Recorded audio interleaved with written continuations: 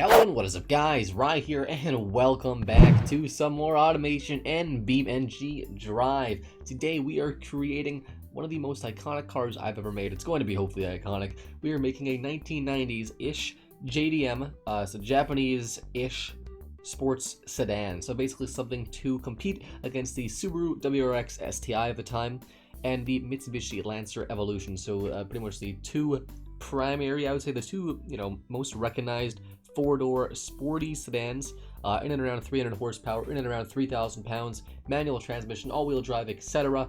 So we are doing that today. I have chosen the body in the year, so the year is 1998. Pretty much the end of the Mitsubishi Lancer Evo 4, which is what I'm sort of basing this similar to. We were doing this body right here, so it's 98 inches long, which is the wheelbase. Now this body does look massive.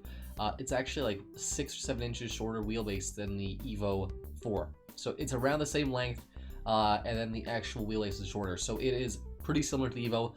It does look kind of rally-esque actually. So we're gonna use this body here. I'm gonna start off just with partial aluminum panels. I might change this around as we go on. A monocoque, of course, for the chassis type. I'm gonna do just a steel chassis. I might change it to AHS steel. I never care for corrosion or galvanized. I don't care for that.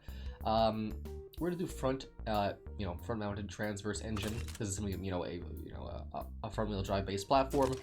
I think I didn't look at the suspension type of the WRX or the Lancer. I'm gonna assume something probably not that expensive, just modified. So I'm gonna do McPherson struts front and just multi-link in the rear. I mean, multi-link's pretty expensive and McPherson's in the middle there, but we're doing a little bit of good, a little bit of bad. And I hate to have to name the engine every time. We're gonna call this the 4G62. The 4G63 is the name of the Evo engine from the 90s to the late 2000s. We're gonna just call it number 1. There we go. Perfect name for an engine. 4G62 number 1. Now, I've been really fighting with myself whether or not, whatever engine I'm gonna use for this. I could have an inline 5, inline 4, I can have a flat 4, a flat 6. Those are the ones that I'm looking at here. All of them are going to be 2 liters regardless, probably, because I want to stay within the 2 liter range so they can actually probably compete in the same motorsports. I haven't even checked the motorsport stuff. But I think at the end of the day, we're just going to go for an inline 4. And this is not a replica. I'm not making a replica. I'm making my own, a JDM fighter car, all aluminum block, dual overhead cam, 4 valves. Maybe I can go 5 valves.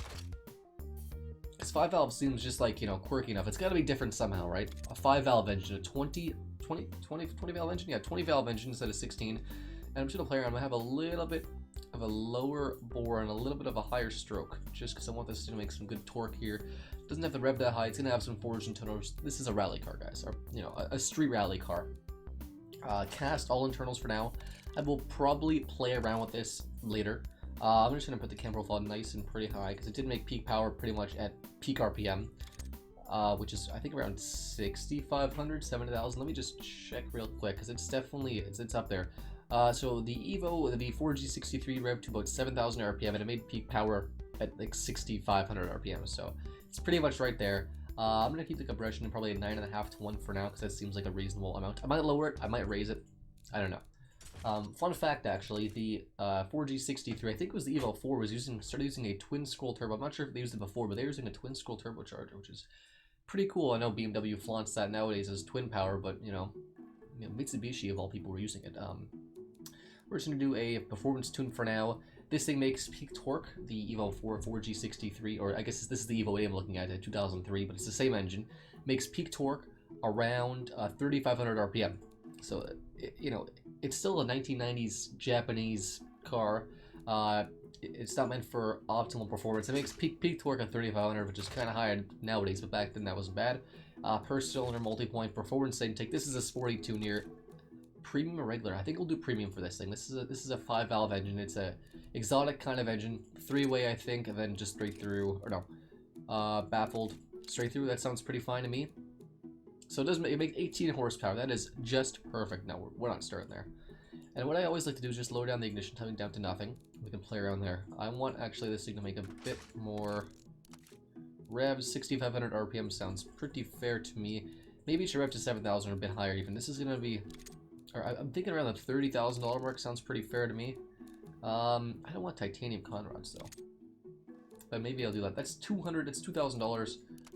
And like a year of engineering time, that's not bad. it's gonna pretty much one up the Evo in every way. So raking 175 horsepower ish. Again, that's not good enough, guys. I'm thinking we'll start off with a fuel economy tune, and we'll work our way there, maybe, or a performance tune, work our way there. Just want to see what we're doing here. So we need a bigger exhaust regardless. So this is going to be similar to the, again, the WRX STI or the Mitsubishi Lancer Evolution Evo. I don't know if you guys noticed, actually, they sort of redid how things look in the game. So we have a nice little air box here, sucking air into the turbo, putting air into the engine, etc. It just looks a bit different. In a good way, though. Everything looks right. The intercooler is not in the front anymore, it's on the side. This is a transverse engine, makes sense. I might just go, like, one baffle muffler, that's it. I don't know. What I am going to do, though, is just zoom through this in the next few minutes, not show you guys each individual thing I do, do a little bit of a time-lapse for a minute, and then I'll just talk about it quickly and we'll move on to the next part of the build. Hope you guys enjoy this 2-minute or 30-second time-lapse.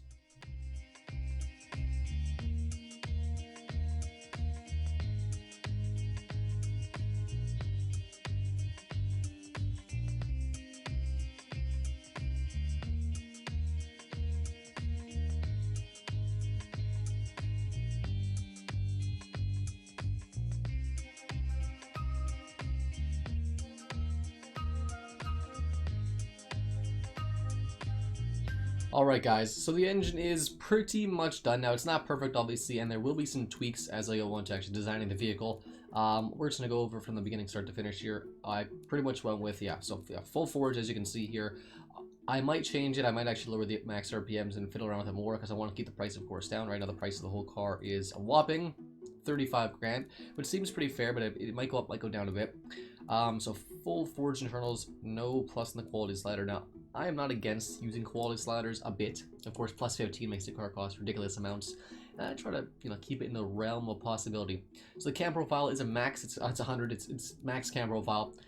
Not perfect, obviously. It's not an exact representation of a Lancer Evo or a WRX STI. Horsepower and torques are 270 horsepower at 7,000 RPM. So at peak RPM, which is it's close to the actual Lancer Evo, which makes peak horsepower 6,500 RPM and it only revs to 7,000, so it's pretty close. But it still makes pretty much almost all of its horsepower, makes 255 horsepower at 6,000 and up. Max torque is actually 264 at 4,100 RPM. Again, this is higher than the Lancer Evo, but you have to look here at the actual power graph, so it makes it's kind of a bit of a lag there. It's not terrible. It makes pretty much peak power, so over 250 pound-feet of torque, but only makes 264 total, so it makes 250 starting at 3,300 RPM. And it makes 250 all the way till 4 to 5,000, so it's a pretty good rev range of power. So yeah, VVT all cams, plus 3 of the slider there. Of course, ball bearing turbo, a 390 intercooler. I pretty much played around with the compressor and turbine just a bit. Max air ratio, 27 pounds of boost, so it's got an incredible amount of boost. Plus 1 in the quality slider, plus 3 in this quality slider. Multi-point per cylinder, yeah, performance, premium, etc. Played around the fuel mixture and ignition timing. It is a pretty inefficient engine, just 14%, but the fuel economy is actually not terrible. And then I just went with no second muffler, baffled, high flow 3-way. So this is basically going to be like the top end high performance model. Not like I think the Lancers have the FQ 400s for some of their generations. I don't know if the Evo 4 has that or the FQ whatever. Pretty much is that the ultra high performance ones. This is like the ultra high performance one from Mitsubishi, or in my case, Starzashi from the factory. So there is tunes you can get and whatnot from the factory. Sure, this is the base high performance one. This is the body I chose. So it looks like some big weird sedan. It's kind of a weird shape actually. It reminds me a lot of Saab actually for some reason. I don't know why. It's like a wide body from factory, which is pretty cool. So right now the specs are as follows, and I'll go over the rest before we actually go to the designing portion. 270 horse, which the in Japan they had the gentleman's agreement for 276 horsepower, so it's actually below the agreement, and cars were probably underrated from the factory, but that's okay. This car still for sure competes with the Evo. Don't worry guys, it's not supposed to be more powerful than the Evo. It competes with it. Yeah, so the weight distribution, so weighs 2,800 pounds right now, might change a bit. 55 front, 45 rear, which is quite good. All-wheel drive, monocoque, 6-speed manual, and then I might change it to AHS steel. Who knows? I haven't checked yet. Yeah, and actual length is pretty much the exact same as an Evo. So going to the gearbox, all-wheel drive, manual, 6-speed. I got a bit of overdrive on. I should get 17 miles per gallon. You know, right now we could probably get even higher. I live in at just 208 kilometers an hour is actually pretty fast. To be honest, like I don't even need that high. It can do 294. Like maybe we can just do 260 or 280. You know, 280 is fine. I haven't played with the gear spacing yet. I might make it shorter. I might make it longer. I mean, I don't need to have great fuel economy. But I need to have some fuel economy, right? I think I'll probably go 60 spacing just to start out my play around. That's 17 miles per gallon average. Not terrible when you consider this is a performance car. Not terrible. I might change this diff to automatic locker or just a viscous limited slip diff. 50-50 weight distribution. I might change it just a bit more in the rear, a bit more in the front. I think we'll actually do probably 55 in the rear, maybe 60 in the rear. Leave that for now. Needs alloy wheels, 245 front, 265 rear. They're gonna be 16-inch tires and a bit bigger to boot. A bit smaller than that actually. That's a little big. And we'll do some spacing. So I might play around with this a bit more obviously once I actually start designing the car. This is just the basics. Brakes, I literally just did it just to get the car done. So it's gonna have what? 2 piston, 10-inch in the rear, vented discs for weight reduction, and 4 piston, 10 inches in the front, and then we'll play around with the brake bias after. Fully clad, cooling flaps, both of those for better fuel economy, because I wanted to have better fuel economy, guys. Sport interior, no entertainment. This is a high performance one. This thing doesn't even have power windows probably, so sure.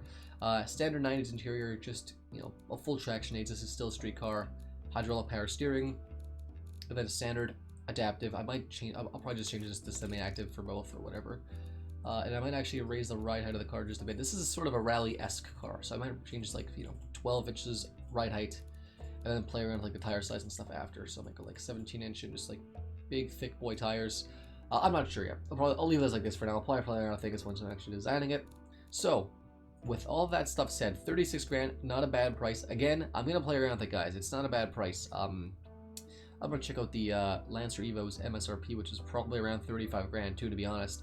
And I'll try to see if I can get pretty close. And if I'm already close, then that's fine. So, with that said, what I'm going to do now, like I always do, is design the car in a 2-minute time lapse. Hope you guys enjoy that. And then after that, we will take a look at the car and drive it in Beam. See you guys in just a minute.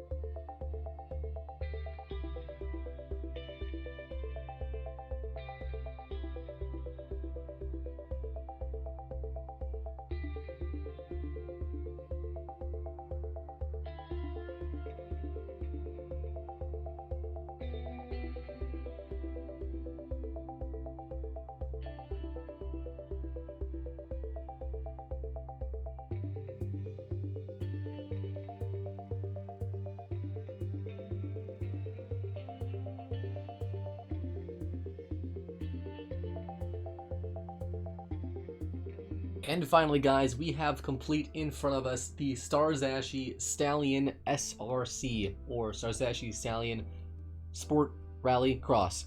So sport, or street rally cross, sport rally cross. I think actually street rally cross, and so street, it's a street vehicle. It's also a rally cross vehicle. This is the street spec, of course, all white, which is my all-time favorite color for any like 1990s-ish JDM car. Like, white is just my favorite color for cars. Looks so clean.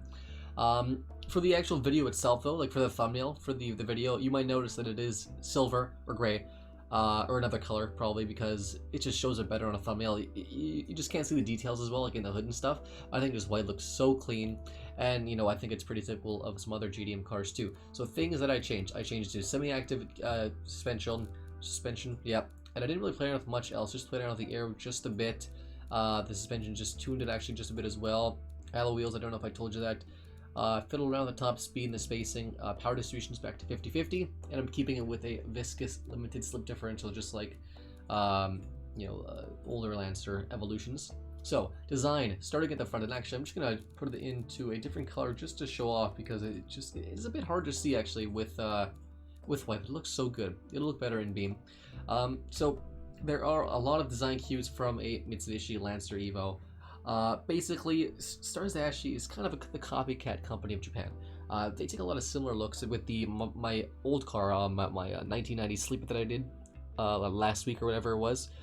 That one had design cues based off of Lexus and design cues based off other things. So Stars Ashi is just notorious for stealing things. They are basically the China of Japan. Does that sound bad? Sure.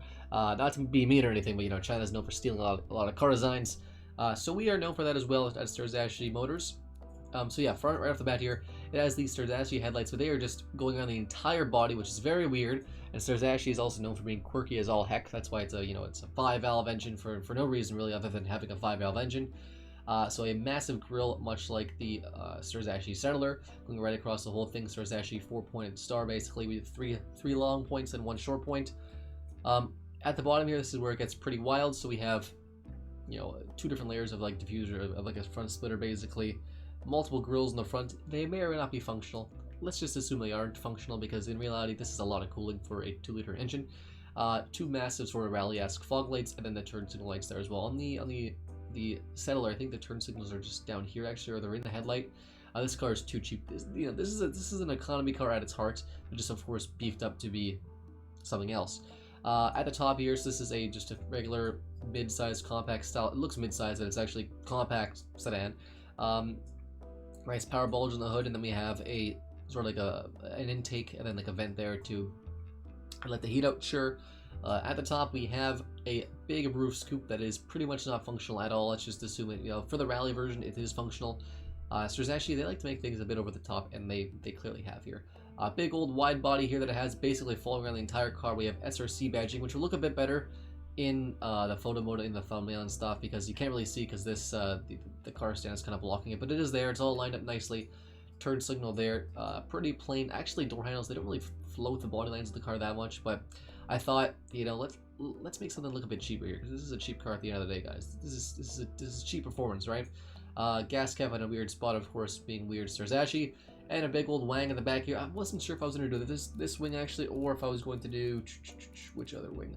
I absolutely love this sort of Roadrunner style wing. Not this large, obviously, but probably like a level 1 wing basically. But I think I just convinced myself not to do it because it's a little too square for this not square enough body. But I was thinking making like a DTM sort of race version of this with like that kind of wing and modifying the body and stuff. It would have been pretty cool. I might do one that's similar, maybe based off like another car. I know I said in my sleeper video I was going to make another Stars Ashi, a DTM version, and this is close. Big old wheels, I think they're 17 inches, which is absolutely massive for any car, I think, of 1998, let alone a mid-sized compact style sedan. Just go with it. And then big old tires as well, probably larger than they should be, and massive too. So they're 265 rear and 245 front, which is a lot larger. This is top line. This is the very top end Stars Ashi Stallion. So that's why it's also got a 6-speed manual, of course, as well. Top speed 240 kilometers an hour, 0 to 60 in the low 5-second range, weighs 2,900 pounds. And the back here. So if you guys remember with my, I keep relating here to my Stars Ashi Settler video, because I'm trying to take some design cues from each car from the other car and make it with this car, because I'm staying within the brand here. So it has sort of like weird taillights, obviously. The Settler sort of came along the edge here and sort of went down as it went. This is the same thing, of course, in a much cheaper way. Just one giant, basically a square headlight. And this is a cheap car. Turn signal underneath because they couldn't afford to put it with light. Sure. Sort of like an opening here with the license plate. Actually, this is a California plate. This has got to change, I guess, right? We can't have that as a California plate. What are we doing here? That's a close enough plate. Looks like a vanity plate, I guess. The Stars Ashi symbol, no Stallion badging. Of course, this is the top end, SRC trim. There's no Stallion badging. You don't want to think of this as an SR or as a Stallion. This is an SRC. There shouldn't be Stars Ashi badges because you want to think of this as an SRC, guys. Nice little dual tip exhaust outlet here. Very rally-esque bottom diffuser. Basically, I think actually I'll just leave this. I kind of leave it just like that. or instead I can just go like that. So it's not actually a grill. It looks kind of like a grill, but it's not actually a grill. It's not functional, and reverse light down there as well. So the car is done. White rims, orange calipers, something different, matching the turn signals and stuff on the side. I thought, you know, looks pretty good. Tires do look still massive. That's okay. This is not a hyper-realistic. I never do hyper-realistic builds because I don't want to put too much pressure on myself to make it too realistic. And what I'm going to do now is take the car for a spin in BeamNG.Drive, and we'll see if we can get some good track times out of this. See you guys in just one sec. So here we are in BeamNG.Drive. Now before I start, you are going to notice the car looks a bit different, obviously, in the rear at least. The front looks perfectly fine. The taillights, because there's two taillights overlapping, and we have the turn signal and all in this bar here, it's kind of glitching out that it's not working perfectly. It's fine. It's fine. It's okay. It's not the end of the world. It's just something you'll notice. Obviously, I noticed it right away. Besides that, it did transfer pretty well. The white, I'm not sure if I'm digging the white, honestly, but it's not bad. The SRC is a little bit, actually, a little bit low, but again, not the end of the world. It does go off the door panel just a bit. It's fine, guys. Tires look actually really flat, but this is just the stock PSI, so I'm going to leave it. We are in the automation, it's actually through the ground, that's why. We are in the automation test track map, but we are doing the old racetrack circuit. It's 2 laps, it takes about 2 minutes to do the race, so we're going to do it, see how the car handles and performs. I'm not going for record times, but I am going for, you know, a decent time. I want to get a feel of the car. I haven't done really much prep beforehand.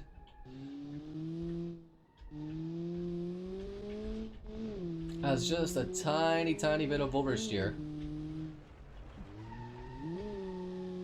But it is quite controllable.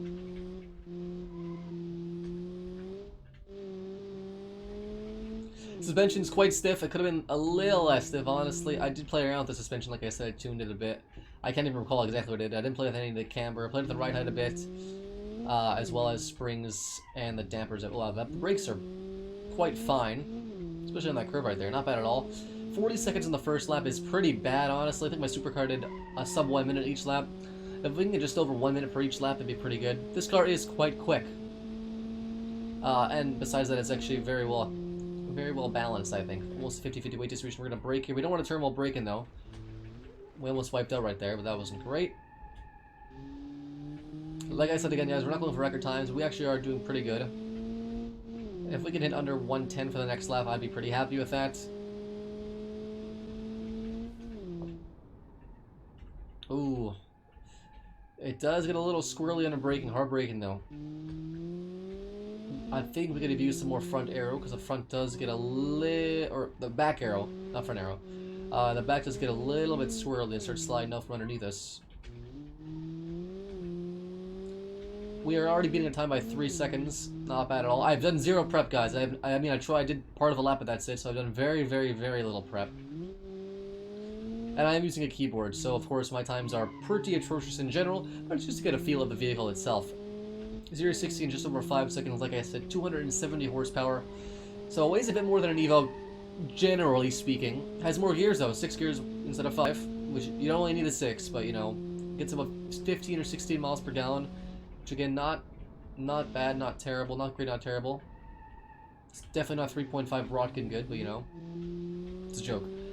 And looks like we're gonna get the under 110 time. Well, gearing is a little bit bad. I'm not gonna lie, it's not great, and it doesn't have a ton of pull, to be honest. Oh, look at that! We got a total of time of what did we get? 2:20.541.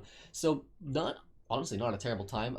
Vehicles that have beat this time obviously were the Waranta Series 65 for my 2020 supercar and Canadian Steel CSC 16. So 20 seconds off of that is not bad at all. We're about to slam into the wall. Might be loud. There it goes. We did beat the Vector Type SP, which is a hot hatch with, what, 200 horsepower or so? 190 horsepower, but that thing weighed, what, 2,000 pounds, so I think this is a pretty worthy competitor for that. Alright guys, so that is all for the Star Zashi Stallion sports sedan from the 1990s. If you guys have an idea for another vehicle, leave in the comments down below, because I do take every idea, I write it down on my computer, and I am slowly working through what people want me to see. I do, of course, have a list in order, but myself, I choose whichever one I want to do more, and I do that one, because, you know, what's the point if I'm not having fun? But obviously, I want to make sure you guys have fun enjoying this too, and I do really enjoy making the videos for you guys, and I know you guys appreciate it. I hope you guys do. So yeah, leave a comment down below, letting me know what you want to see me do next. Also, again, me and Canadian Steel, or just me or someone. So we are planning a a subscriber challenge series kind of thing, so you guys can pretty much submit your cars and stuff. You guys can verse the cars that me and or Canadian Steel are going to make, and we're going to test them and whatnot as well. So that's something to look forward to in the next month or so, probably the month of December or something like that. So it's going to be something pretty cool. So anyways, guys, thank you so much for watching. And as always, I'll see you next time.